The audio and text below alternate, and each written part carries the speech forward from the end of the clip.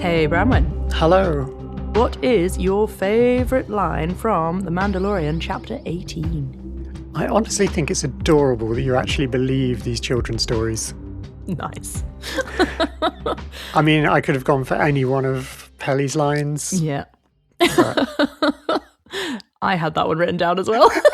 I wasn't going to go for it. I wasn't sure what I was going to do, but okay, it could have been that. Seah. Hello.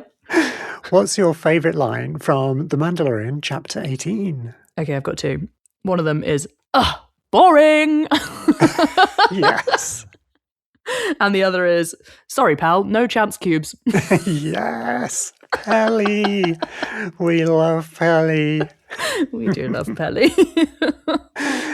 You're listening to Sisters of the Force, and we are a Star Wars podcast hosted by me, Branwen. And me, Seah. And I just changed the intro for no reason. You did. I like it. Carry on. We're going to roll with it. Today we're continuing our journey through the Mandoverse, having done all of Mandalorian Season 1 and 2 and all of the Book of Boba Fett, which has been an amazing marathon. And we're on to Chapter 18, the Mines of Mandalore. Dun, dun, dun, dun, dun. Which is, what a title. What a title. As an episode title, I think we were all quite fired up at the time. Yeah, that makes sense. We're doing this already?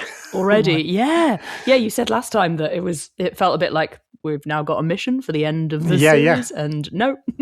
No, this is it. We're going straight in. Episode 2, straight in. Let's go. This was directed by Rachel Morrison, who... I didn't know anything about, but I looked her up, and she was the first woman to be nominated for an Academy Award for Best Cinematographer. Oh, that's exciting. That is pretty cool. Yeah. And she did loads of films in the early 2010s that were all at the Sundance Festival. Okay. Consecutively, year after year. Oh, wow. And she was cinematographer on Black Panther as well. Was she? Is wild. That's such a challenging film to make. Yeah, quite. The kind of world building in that is incredible. Yeah. That's one that I've actually seen. Yeah. It's an amazing movie. I think I'm about to do a rewatch, actually. Oh, exciting. It's a bit sad watching it now, though. Yeah, true. Bit hard, but still, it is a classic, and I'm glad it's there for all time. Of course. But yeah, I feel like she was a great choice for this. I hadn't noticed until I actually looked her up and realised that she was a cinematographer. I hadn't realised how much cinematography plays an important part in this. Oh, there's a lot. Yeah. Loads of interesting stuff. Yeah. To the point where I found myself making note after note about cinematography. Yeah. To the point where it's now got its own colour scheme in my notes. Excellent. Previously, it's only been general notes, sound, dialogue, and music. And now we've got a colour for cinematography. I wish I had a colour scheme, but I'm using pencils in a notebook. You're analogue. Yeah. I'm very analogue about this. Which is beautiful. It's because my screen's too small. Yeah. I can't be watching an episode and doing notes at the same time. Well, this is it. I've got my laptop on my lap when I'm watching. Yeah. I've got glasses half on doing that really annoying thing.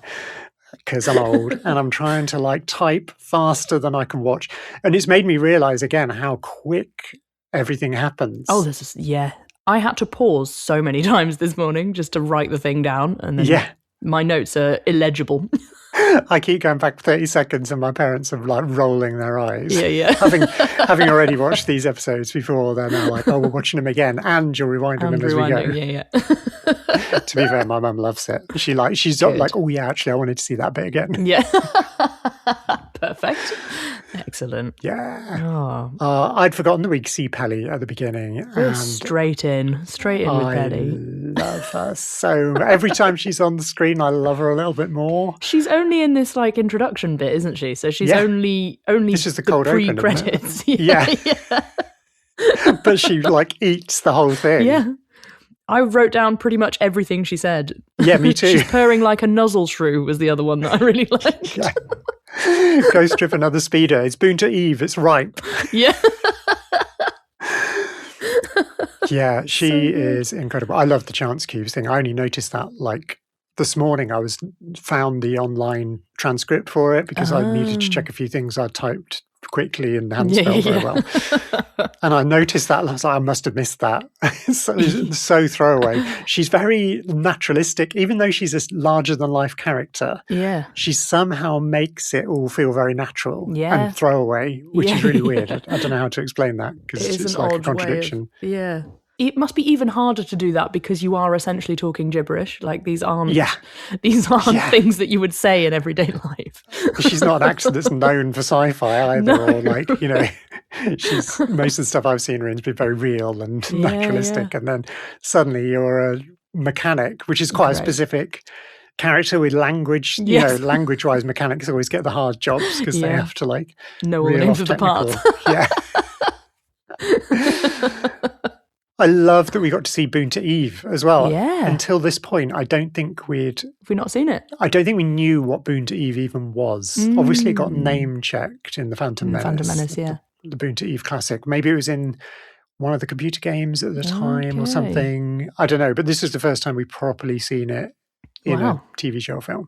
Oh, cool. And it looks fun. Like there's just people racing around the town in speeders, and the sound design, we just see like the big like overhead shot. There's like a kind of classic pod race sounds. Makes you prick your ears up going, ooh. It does. What is this? What is super interesting is that the vehicle that she's got, I couldn't really see in the overhead shot what it was. It sounded like pod racers to me. Yeah. But the vehicle that she's currently like working scamming. Yeah. Total scam. Which I love. It's so on brand. Is like a regular speeder rather than a pod racer. It's like a land speeder. Oh my God. We are less than 7 minutes in. We are straight in. Like, I mean, to be fair, most of the rest of this episode is Mandalore, and that didn't exist when very good point. Well made. So there's not a lot to pick from there. So I thought I'd better get something from this. Get it right early. Pre-credits. All right. In case you've never listened before and you wonder what on earth is going on, this is a little segment we call End Geek Girls, where I go very geeky and delve into the West End Games role-playing game of Star Wars, which I played when I was at school way back when. And we find things that have sort of proliferated, whatever that word is. Proliferated, you're right. Proliferated into the contemporary Star Wars canon from those humble origins of the late 80s. And a lot of these things are to do with naming. Yeah. A lot of the stuff that we've had so far have been like alien races and things like that were named by the creators of West End Games.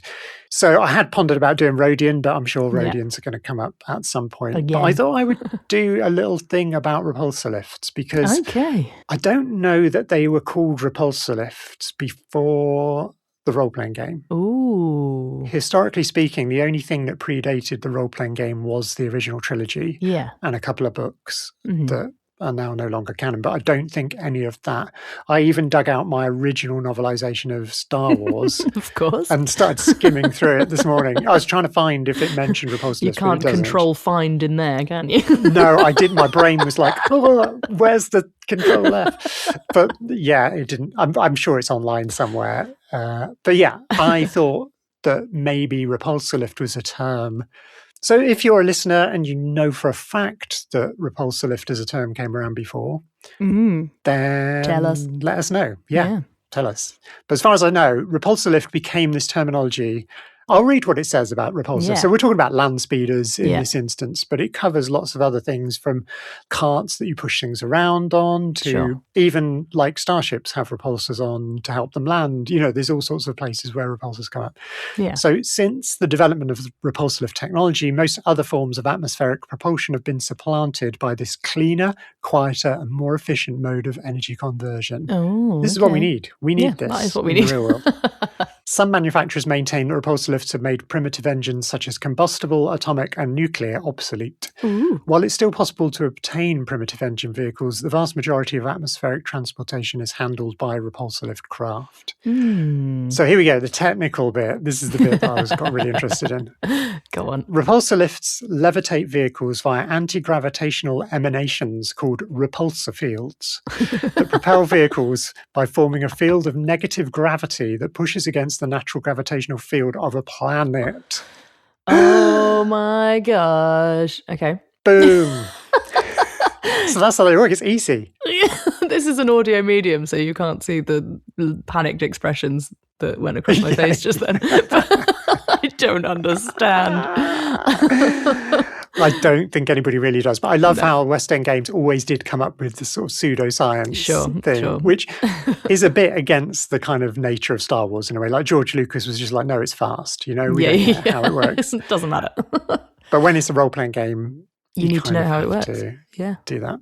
Yeah. Land speeders are basically any light-duty surface transport vehicles that rely upon repulsive propulsion. Okay. Many also use turbo-thrust propulsion engines for additional speed. I'm guessing that's what's going on at Boonta Eve. Probably. These craft hover approximately 1 metre above the surface and attain speeds of up to 250 kilometres an hour. Some newer models are capable of even higher speeds. Whoa. Blah, blah, blah, blah, blah. Okay, let's have some examples. Many manufacturers, this is where I love the role-playing game. It gets so into it. So many manufacturers produce a wide range of models, but the most popular include Bespin Motors Void Spider TX3, the Abrician 9000Z001, the Mobcat Deluxe, and the new Sorosub XP38, which I'm going to add in. If you remember in A New Hope, when Luke and Ben go to sell Luke's Landspeeder, you don't see the sale happening. You just see this kind of like insectoid alien counting the money. Counting the money, yeah. And they're walking away, and Luke says, I can't believe we managed to get as much as we did ever since the new XP38s came out, blah, blah, blah, blah, blah. So this is where West End Games pick those tiny details. They make them real and put them in a book. And then 40 years later, we talk about it. Favreau's nicking it. Oh my gosh. The reason I also chose this as well, apart from it just being a cool little background detail of this episode, is that you may or may not know that there's a new game coming out this year. Ooh. Fuse Games are creating it, and Lucasfilm Games and Secret Mode are publishing it. Okay. It's called Star Wars Galactic Racer. There's no date yet, but it does say 2026, so it's on the way. And it does seem as though I might be buying a PS5 at some point.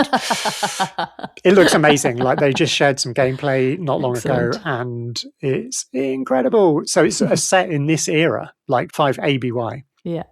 Racing in the unsanctioned Galactic League in the New Republic era. And it's got a campaign mode, so you're like playing a story, which I'm guessing is, I bet there'll be elements of it in the TV stuff at some point. They'll like make some little links as they do. Yeah. Cool. But you can also play player versus player, so, Racing. if you're hooked up. Yeah. But in that, I think you fly a speeder, very much like the one that this Rodian is trying to get fixed. Yeah. Poor Rodian. He just wanted to get where he was going, and he's been done over by Pelly and the Jawas. I loved seeing this Rodian, and hearing the Rodian's voice. Yeah. Today, you're listening to this 5 weeks from now, unfortunately. Yeah. But today I listened to Blast Points just put out an episode that's just about Greedo's voice, and it's absolutely wild. The detail. And it was just a coincidence that this is the episode that we haven't been covering, and it's got some of the most Rodian speech that we've heard in a long time. Yeah. In a long time. In a long time. Excellent. There's a lot of interesting sound stuff. I've noticed the pit droid chitter, which I don't think I've ever really checked out before. It's obviously we've heard it loads of times in Phantom Menace and then in Mandalorian, but it's such a great little, they've got like a little language of their own. Yeah. They talk to each other. Yeah. But it's different to normal binary though, isn't it? Because they sound very different. Yeah, that's right. I mean, I'm going to talk about R5 later on, and his sound is similar to R2's, but not. Not the same. Whereas these are very different again. These are almost like little chipmunks. Rodents or something. Yeah, exactly. Yeah. Chipmunk pit droids. They get a lot of nice little background moments in this opening. Like there's one that cues Pelly. I noticed it when I paused. He says 2 for 2 months. Yeah. When the Rodian asks how long it's going to take. Yeah. So good. And another one does the thumbs up when she says, "Is he gone?" Yeah. She is. I just love how I just relate to her so much. I would dream of being that kind of confident. Or projecting that level of confidence. I don't. She isn't at all. We don't know whether she actually is, but she's very neurospicy. Yeah. Like when she says, I don't just sit around here and work all day. I'm very popular. Yeah. Are you, Belly? Are you? Do you just hang out with your pet droids playing cards and...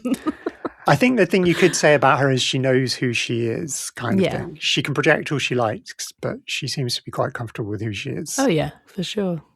Which is great. She's a hustler. She is a hustler. So then Mando turns up back in his starfighter. Yeah, and there's another thing, the pit droid. There's a pit droid with the two little things waving him bringing him in. I think I've noticed that before. Yeah, I think he's done it in a previous episode. Yeah, I think he does it quite a lot. I think there's normally a pit droid getting them in. And then, we get incredible fast-paced dialogue of, no, I cannot get you what you want.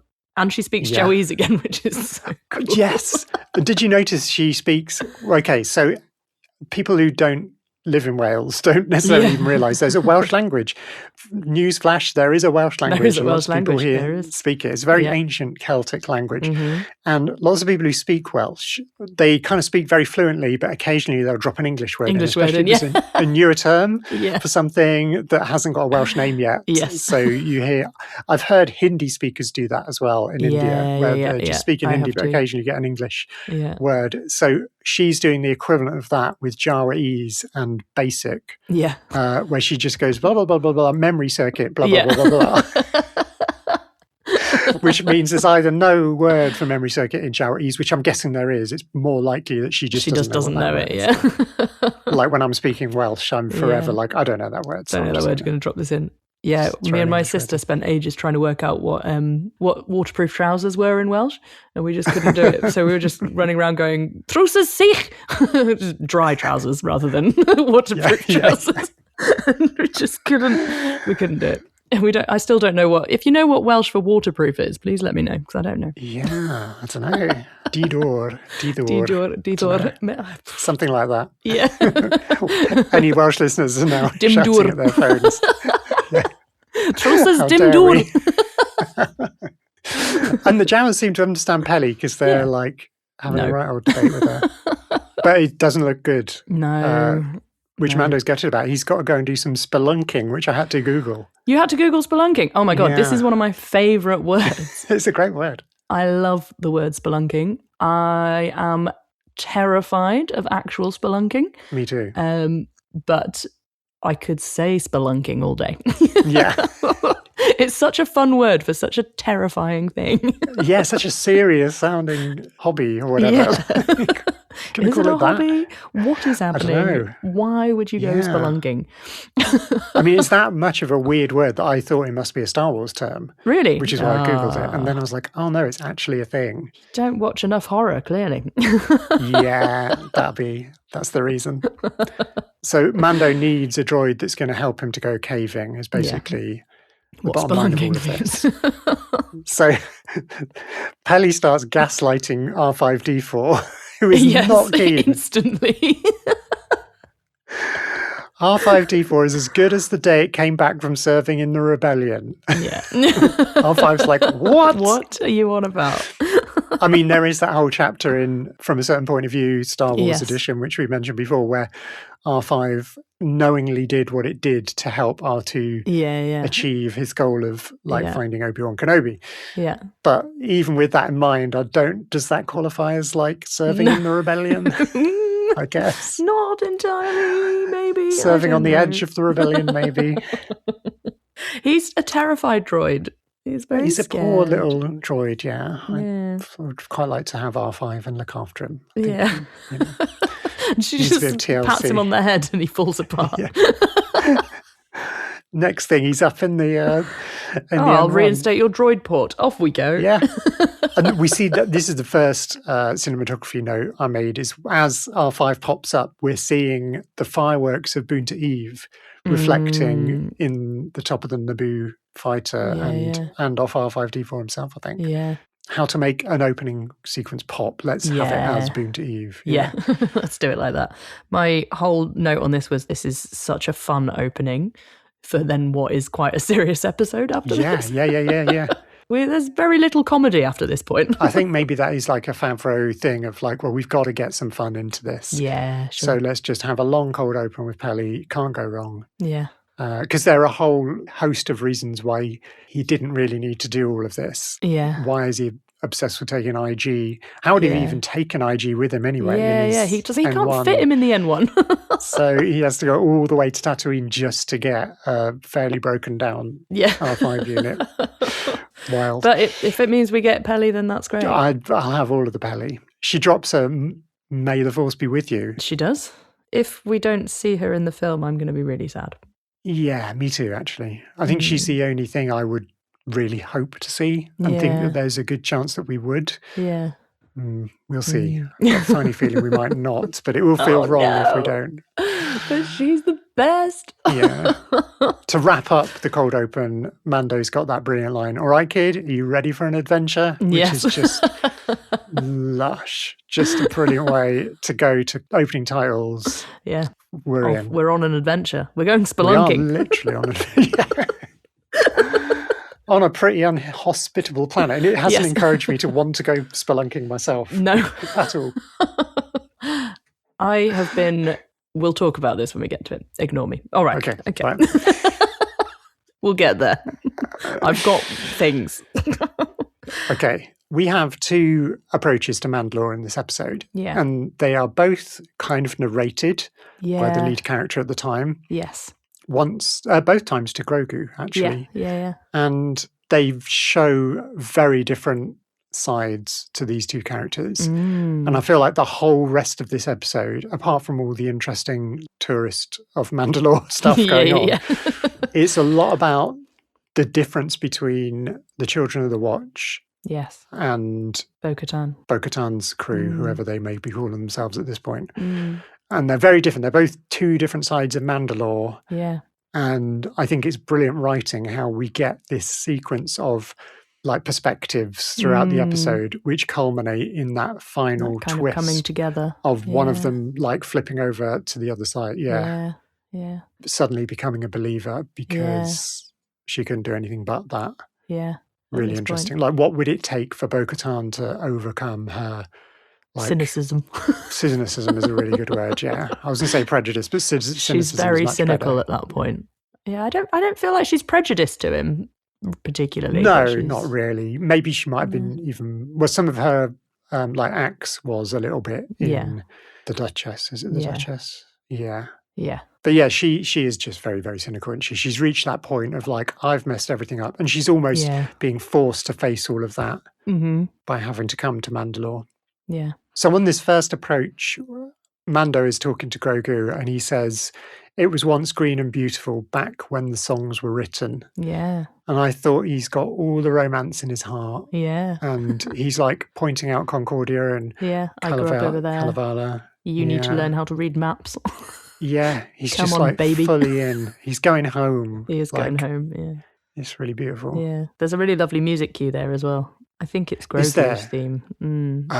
Yeah. Like he's kind of learning. He's teaching him how to read the maps and read the scopes and stuff. And then we're straight into this thunderstorm. This is where I started like making massive cinematography notes. Have we seen much rain? We very rarely fly through rain in Star Wars, do we? No, not full rain. I think we saw some on Camino, but I don't know if we flew through it. Maybe not much. Anyway, Not brief much, shot maybe. And Luke flying onto Dagobah. Yeah. Probably in the animated shows, but nothing much in the live action. So it was pretty wild. It was really heavy rain, as they went through the clouds. Yeah. Some really, really clever use of the volume for this. And they must have had practical rain to like throw at the N1 cockpit. The ship lights kind of illuminate the rain in a really particular way, but like it's all very foggy as well. So they must have had loads of like fog or haze or whatever. Sticking a load of smoke machines in the studio with wind machines, just everything firing on all cylinders. Yeah. But then suddenly through the clouds and spectacular, like wide shots of the surface with this kind of green, scorched, glassy devastation. Yeah, which we've seen before because we've seen his tablet, haven't we? Yeah. Yeah. But like to see a massive landscape of it. Yeah. is wild. Yeah. And it's a planet that we've seen in the animated shows multiple times. And we've seen it in The Mandalorian or in the Book of Boba Fett, but like as it's being destroyed. But we've never seen like, this absolute wreck of a planet, I guess.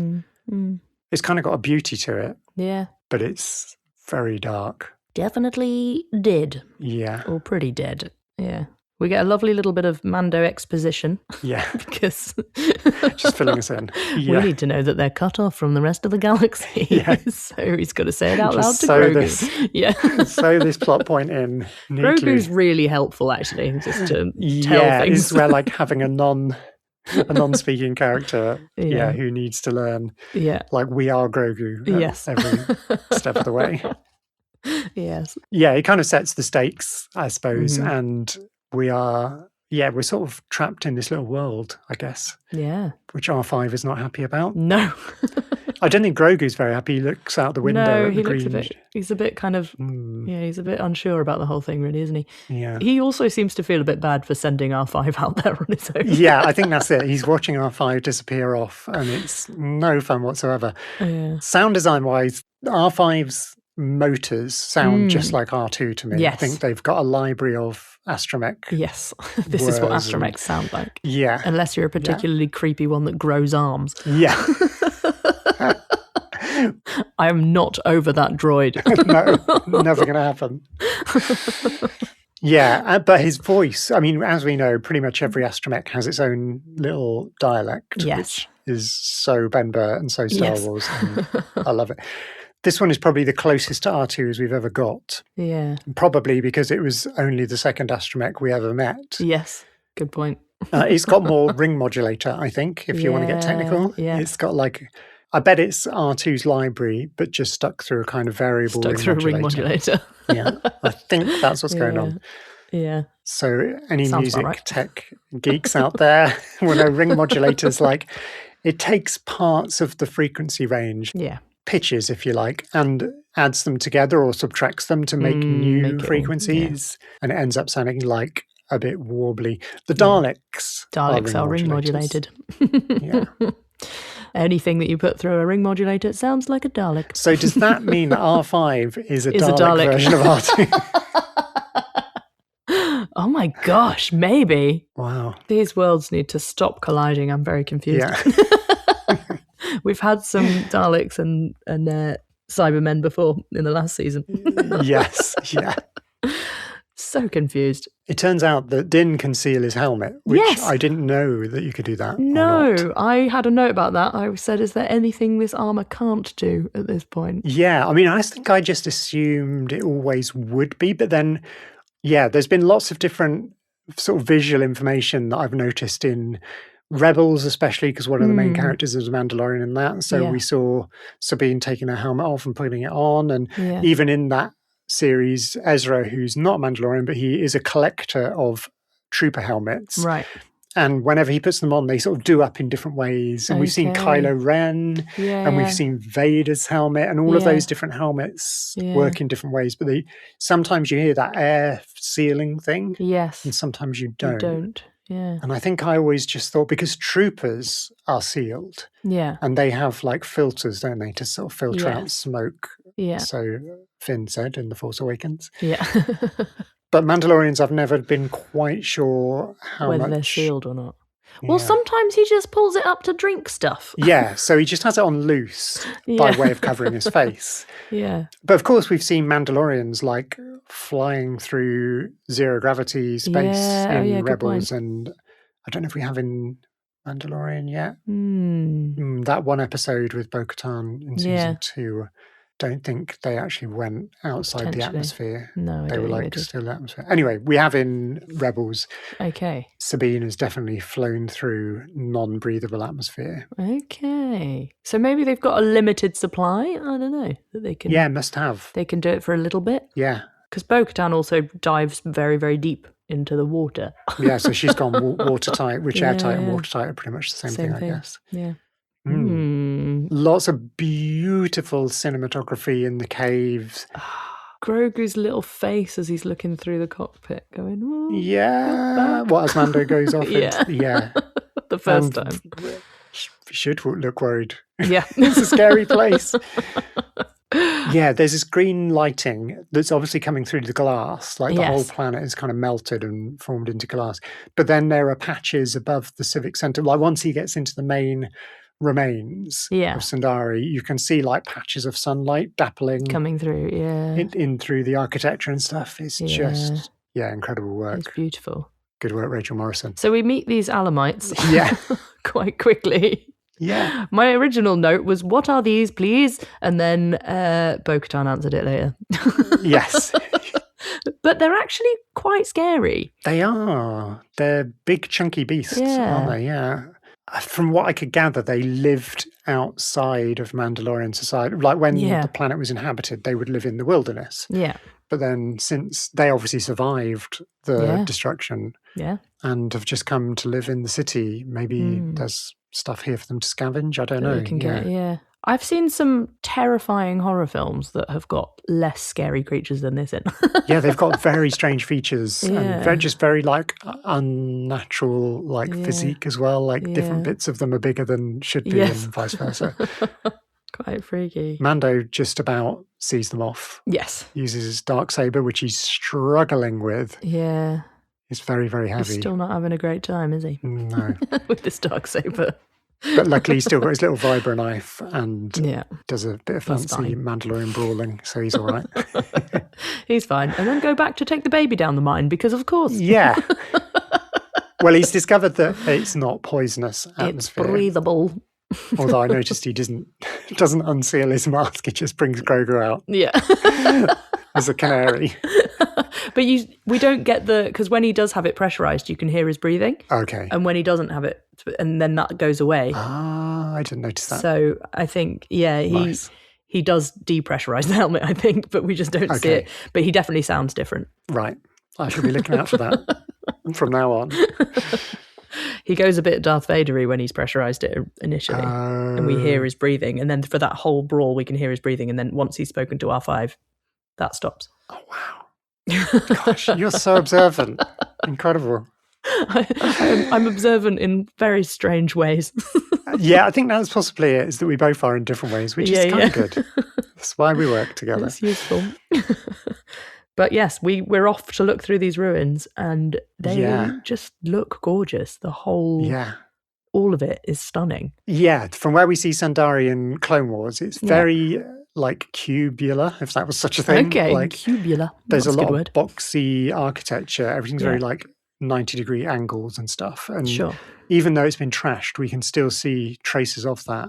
And in fact, later on in the episode, when they actually get to the mines and they sort of go into that more cave-like stuff, it still looks, I don't know if it's like just very ancient, so it's a bit crumbly, or whether it's natural formations and that maybe the natural rock formations have kind of square-like, and so the Mandalorians copied that. Don't know.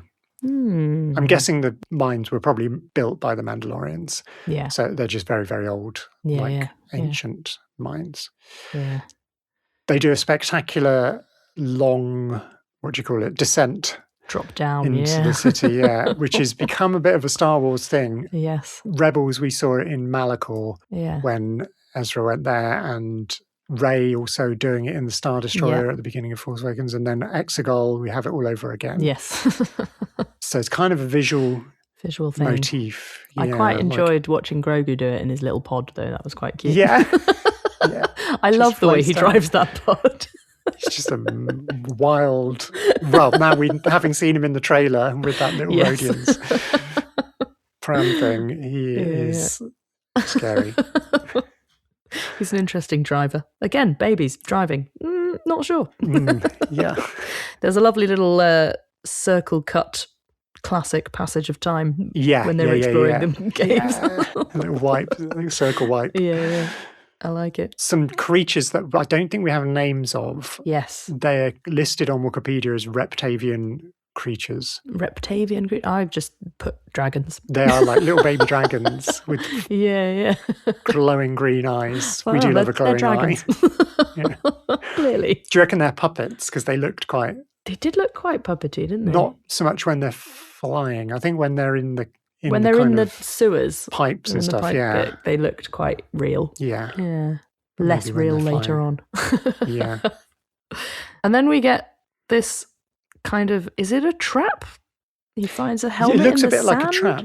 Or I don't know, or is it just chance? Yeah, he's unburying a Mandalorian helmet. And by the way, we then get the recorder riff for the first time this episode, I think, or at least it's very noticeable. Yeah. It's kind of a really nice musical cue. There's like some very peaceful synth ambience in the background. That's exactly what I wrote in my notes. Was it? Oh, yeah. We're on a wavelength. There's a lovely music version of the theme. Oh no, it's a trap. Yeah, full sense of security. We think it's all lovely, and well, we don't actually. We think it's like a period of mourning for the dead Mandalorians. Yeah. But then all of a sudden, this horrific droid. Yes. Which reminded me of the Scorpion-X from the Book of Boba Fett final episode. Yeah. The calicoid creation nest things that made the buzz droids as well, and the droidicas and everything, because it has that single buzz droid eye type thing that the Scorpion-X but there's something organic in there. Oh yeah, well I think the big spider thing is a droid in itself, and then there's like a smaller droid which is Grievousy. It's like cyber thing. Something like a hybrid droid thing, which has got, I'd say, less organics than Grievous, but he doesn't have much, so it's like, is an eye maybe? It's mostly just the eye, isn't it? But that whole thing is genuinely terrifying. It's pretty gross, isn't it? It's quite horror. It. This is why you will never catch me spelunking. From now on, there's no chance ever. Like, even if there's a remote chance that I would ever go spelunking, I'm not going to go now. If there's a chance of meeting a giant mechanical spider with a cybernetic hedgehog thing inside with 6 legs. So gross. Or whatever it is. It's pretty disturbing. It really catches Din without very much effort at all. Yeah, it's just got him. It's got him on well, it's going to eat him by the looks of it. It looks like it's extracting stuff from him at some point. It's on really one level, horrible. it's like it's put him on a spit because there's like a kind of a heating element or something that's going to start cooking him. Yeah. But it's like draining him of blood or something. Yeah. It's pretty gross. It's so grim. I do love the sound design of this thing, though. Yeah. When it's the smaller version. Mm-hmm. I'm not so bothered about the big one, but when it's smaller and it just makes some great noises. Yeah. And visually, I think the small thing is super interesting as well, because it has got these kind of weird spines on its back and too many legs. Weird. Do we know anything about this, or is this just not really mystery? No, there's very little information out there. I think it's just something for us to discover as we go. If we ever see one again. I got the feeling it's a one-off. It feels like it could be something left over from Mandalore that got corrupt when the Night of the Thousand Tears happened, and who knows? Or maybe it's just another scavenger creature that made its way here later after the purge. Who knows? Because a bit later on, when it is trying to drain him of blood or plasma or whatever it is that he's trying to get, it's like really steampunky. It's got kind of this ancient steampunky mechanical thing going on. Definitely. It's really interesting. I just wanted to know what it was and who it was and what was going on, but then there was nothing. It definitely felt like it was pushing Star Wars a little bit. Out of the regular stuff that you would see. Yeah. I mean, I know we've seen all sorts, and we can definitely compare it to Grievous, and we can definitely compare the bigger version to the buzz droids, like a giant buzz droid. So it has got some common things, but it felt quite different. I remember the first time I was watching it thinking, what on earth is this? Yeah. Whereas mostly when you're watching Star Wars, it's like, oh, here's another iteration of this. Yeah. Got it. But it is very different. Yeah. I mean, I felt that about the Alamites as well. Like, I didn't feel like they were very familiar. They felt quite RPG-ish to me, but D&D RPG rather than Star Wars RPG. Yeah, kind of a bit orcish, I guess, aren't they? Yeah. Uruk-hai specifically, I think. Grogu has an amazing chase scene, which I put was hair-raising. Like, I was like, come on, Grogu, because he's being chased by the Reptavian. Yeah. Then the Alamites an Alamite comes after him, which he force throws out of the thing. And you're like, don't fall asleep, Grogu, keep going. And then the dragon thing has chased him outside, and he just gets in. And then it hits into the thing. Oh, God. Yeah, and he's showing R5 really urgently on the thing. We're going in. Yeah. So R5 can navigate. It's amazing. Loved it. There's a lot going on. I wrote that he's getting very independent. Yeah. I guess this is a pretty major... This is the first time we've seen him kind of go, I'm off on my own. Yeah. This wasn't like Luke putting him in an X-Wing and sending him... to Perry, this is him having to do it because his dad's told him, you've got to go and get bo-katan. Yeah. And thank goodness he told him all of the geography of the Mandalore system.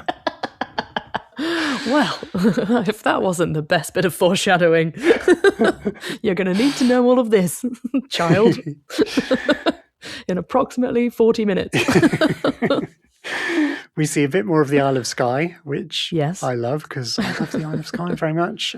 I need to go back there so that I can feel like I've been to Kalevala. My note here was, we go back to see Bo-Katan. She's still being the surly emo queen of my dreams. Yeah. She's using a different queer pose. She's not in the reclined pose. She's in the like head between the knees pose thing. Yes. I want to be left alone, Bo-Katan and every teenage girl ever. Yeah. Yep. When actually they don't. But she really wants to go and find Din. She wants to feel important again. Yeah. As soon as she realises Grogu is on his own, she's like, what happened to him? Let's go. She almost looks gleeful as she's flying her ship into the atmosphere. I don't know quite what that means because, I don't know, there's sort of like a horrified fascination that she has seeing it again, because I'm guessing she's not seen the planet since the Purge. No. Well, she thought it wasn't breathable, so... Yeah, so she wouldn't have even gone to try, I'm sure. And also just like the huge sense of failure that she has. Yeah. Even if she didn't believe it was really toxic, she would use that as an excuse not to have gone back. But because Grogu has come to get her, she can't really turn it down. So she's, it's almost like a grin of like, I'm doing this. I don't know. Yeah. She's a bit less forthcoming with her exposition than Mando was. She says it didn't always look like this. Yeah. I think it's the beginning of her sense of trying to regroup her pride, her Mandalorian pride, which she's absolutely left. And she's trying to sort of regather it, I think. Yeah. It's quite an interesting way of talking to Grogu. Because most people treat Grogu like a baby. Yeah. But she's not really doing that. But it's more of an aside to herself, isn't it? I was going to say, I think she's talking to herself rather than him. Yeah. Which is very different from how Mando was. Yeah. Like, Mando is so full of hope when he's going there because he's got his mission. He's determined he's going to do this. He wants to become part of Mandalore again. And whereas she is holding it all at arm's length and has been ever since the Purge. Which she's got a lot going on. She doesn't hang about, though. They go wading in. This is my favourite music cue. Is it? Yeah, there's a little Bo-Katan fighting scary thing moment, and the music is incredible. Is that when she's fighting the Alamites again? No, not the Alamites. This is when she goes to get Din, and she. Fighting the spider droid thing. Yeah, the first face-off she has with the smaller, scary one. Yes, yeah. Is that when she gets the Darksaber? Yeah. Yeah, she's a little whipcord thing to put back to. Yeah. And am I right in thinking she's not really struggling with it? No, she's fine. She's just fighting with it because maybe, just maybe, she could be the Mandalore. This might be some subtle foreshadowing. Yeah. She's got a little shield. I love her little light shield thing. Yeah. It's really cool. And she does this whole routine of, what are you saying? I can't hear you. And then he very clearly says, behind you. Yeah. The subtitles said weakly, but it wasn't that weak, really. That's such a pantomime thing. Again, I think we talked about this on this podcast already, actually, about what pantomime is. Maybe not. Not sure. Oh, interesting. Maybe I heard somebody else talking about it on a different podcast. It feels familiar, but also, I don't know if the US people get what pantomime is. It's a very British thing. But there is one of the many, many pantomime catchphrases is, it's behind you. Which is what the audience call out when the bad anything is behind anyone. Is behind the good person, yeah. Or even the other way around, yeah. Panto's so weird. Yeah, it's very strange. Not my favourite thing, if I'm perfectly honest. No. But it has lots of good things. And I quite like the it's behind you thing. That's quite fun. Yeah. After the fight, it's all quiet as Din is recovering with his pog soup. Yes. which he's never had before. You've never eaten pog soup? I've really noticed the city ambience. There's like some sound. It's like air movement. There's occasional creature sounds. Yeah. And I noted that when I used to teach at our local secondary school, we did a play that I'd written about a character who lived in a post-apocalyptic world. And I made a soundscape for what was called the Dead City. And it's pretty much this exact same sound design. That's so funny. Of course, there is a stereotypical Dead City sound. Yeah. What does silence sound like in a place that's been devastated and is post-apocalypse? Yeah. She is very dismissive of Din, and like that line, my favourite line about saying she thinks it's adorable that he believes it all. Yeah. But she quickly turns a corner and says, "I'll take you." I think I read that as "I'll take you" because to show you that it's pointless. Yeah, I thought she was kind of trying to bring him in on her hopelessness of it all. I wrote that she's still being a drama queen, but I do get it. I understand. She's faced with a destructed city. Yeah, she is. And like she's taken the blame for all of this. Like she's just surrounded by her failure at this very moment. And it's huge. It's epic. It's the biggest. Yeah. Yeah. I think at this point as well, she is kind of starting to, she wants to believe in something. Yeah. She is kind of. I think she's feeding off Mando a bit, like his enthusiasm, his naivete, if we want to call it that. Yeah. He's very determined, and maybe she sees, oh, wow, these children of the Watch have actually got a purpose again, and she's realised that she's lost purpose. She's just spent the last however many weeks on her own. Sitting queerly in a throne. With an aquamarine protocol droid for company. I want to be left alone. On the west of the Isle of Skye. This sounds ideal. Can I? It sounds great. I'm going. I've got lots of books to read, actually. It would be quite nice to go and be left alone for a little while. But yeah, she's working. I mean, she's a work in progress here. Yeah. What pains me is seeing our kind fight one another time and time again. It was quite a potent line. Yeah. I thought. Yeah, I mean, I think maybe that's helping her. Like, she's possibly seeing the scale of this destruction and is perhaps realizing that she isn't entirely to blame, because of course she's not. The Empire is to blame. Yeah. But maybe she's just beginning to realize that. Yeah. And like Mando isn't blaming her. He's just like, he's not. Show me the mines. Yeah. He doesn't hold any kind of judgment towards her. No. So. And I think we have a massive turning point, despite she's so dismissive of him and his rituals and everything. Yeah. But she says, she's talking about her father, and she says he died defending Mandalore, and we get that really potent, this is the way from Din. And I think she's like, oh, wow. So you respect my side of the things. Yeah. You respect my father for that. Yeah. So maybe that's when she says, I want you to get the full tour, which again, she could be just, being a bit fatuous with him, but it doesn't feel quite so much like it at this point, though. No, it's almost like she wants to give herself the full tour again, and she wants to go and see the sign, the tourist sign. Yeah, there's some beautiful music around that. This is the way. Yeah, it's been quite intense harmony wise, and it's quite dissonant horns and stuff, and some like high strings which are quite suspensey. But it sort of resolves into this wholesome major, like a kind of a grand. The whole history of Mandalore in one major chord, and then it goes off again. But it's like for a moment we get this clarity, which I think is possibly showing both Din acknowledging her family and her traditions and everything, and she acknowledging his acknowledgement of that. If that makes sense, like they find a common ground in that major chord. Yeah. Okay, maybe that's a little bit deep, but. Yeah, never know. It's what I would do. If I was composing, I'd be banging that in there. Yeah, exactly. That's what it's there for. The music's there to give you clues as to what's going on and how we're feeling. Yeah. I don't know if we knew before that the mines were originally a mythosaur lair, according to Bo-Katan's history lesson. Because that obviously is setting up what's about to happen. Yeah. But again, that's a story, isn't it? Or she thinks it's a story. Yeah, she believes it's fantasy. Yeah. And I mean, we all want it to be true. We've seen the mythosaur ever since we first saw a Mandalorian as part of their sigil and the symbol of Mandalore. Yeah. So we want it to be real. But we haven't seen one yet. Yeah. Well, they were all they've all been talking about it being legends and they've died out. Yeah. And they don't exist anymore. Yeah. We saw Boba Fett riding a dinosaur in the holiday special.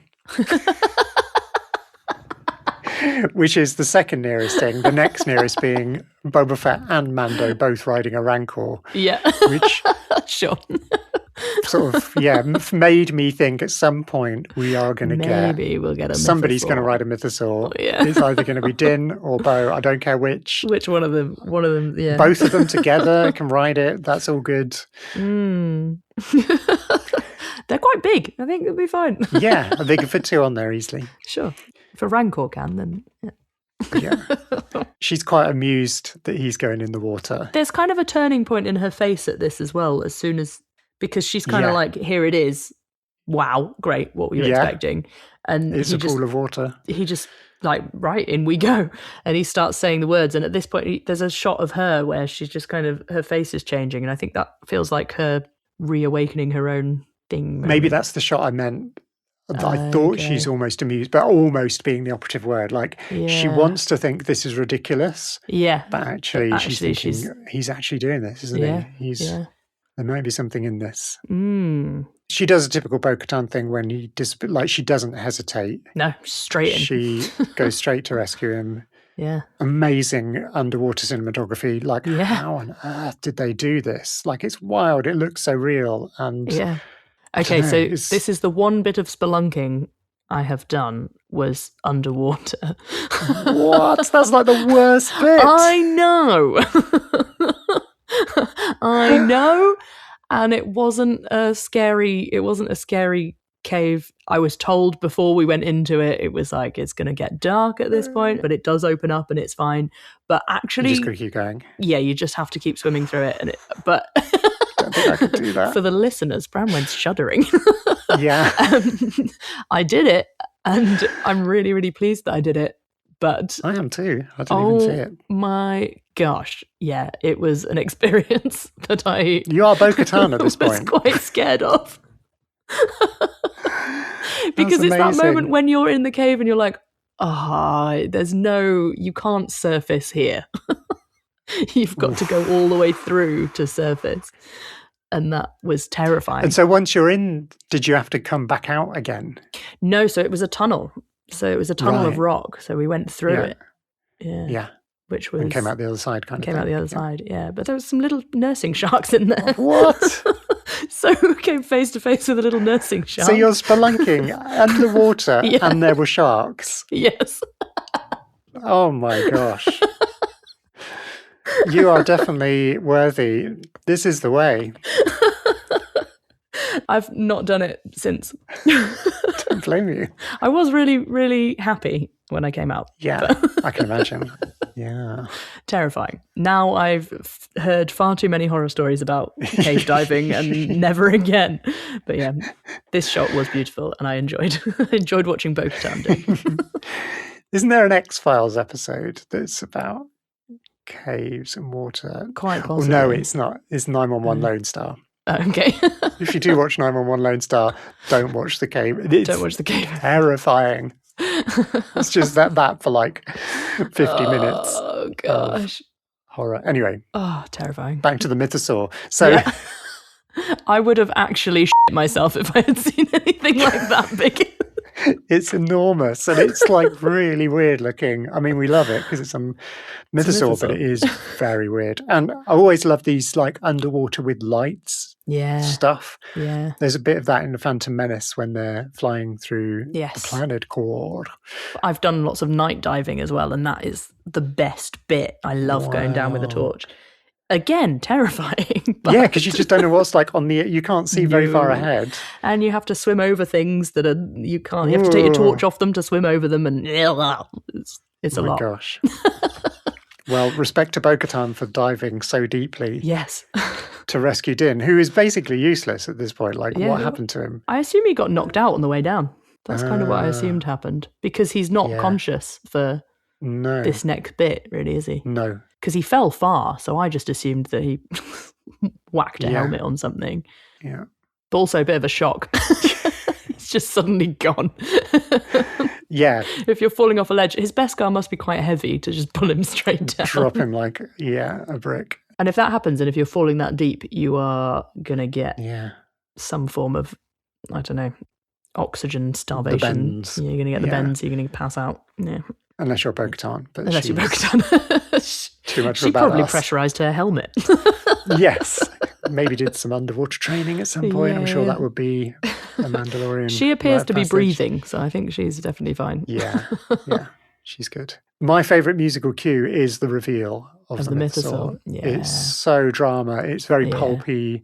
Yes. It's spectacular. It reminded me of like Flash Gordon and that kind of sci-fi drama. Great. So good. What an episode. What an episode. Some of my favourite stuff, like Peli and a Mythosaur. I'm happy. I wrote Mythosaur, probably spelt wrong, in capital letters. And then I also wrote, I have so many questions, but I think that's the point. We don't know enough about this yet. Yeah, it's absolutely right. Like, everybody left the episode being like, oh my gosh, I need to rethink everything. Yeah. But then she just doesn't say anything for the next few, does she? No, she's got some processing to do. Yes, she does. I feel like we learned a lot this episode. I mean, it had all of the things. So much going on. So, I can't even remember what comes next. I'm looking forward to seeing it, though. Oh my gosh. Oh, this is the 5 that I binged in one go, so I can't remember what happens in what order. It all blurs into one long Mandalorian film. Yeah. Well, I'm looking forward to finding out next week. Don't forget, if you're enjoying the podcast, come and give us a little 5-star review on Spotify or Apple. You can leave comments on Spotify episodes. Thank you to the 2 people who've reviewed us on Apple or given us little 5 stars. That's very kind. Thank you. You know who you are. You do. We don't. Unless you leave a little typed review, then we know who you are. Yeah. In the meantime, you can find us on Facebook, on Instagram, on Blue Sky, and YouTube. I might share some of my Kinder Surprise journeys on Instagram. Do it. This is the content that we need. If you'd like to see how many Kinder Surprises I can eat in 10 days. As measured by little Star Wars figures. As measured by tiny Star Wars figures. But we'll be back. Same time, same place. Whatever podcast app you like listening on. Come and find us. Yeah. And until then. Bye. Bye.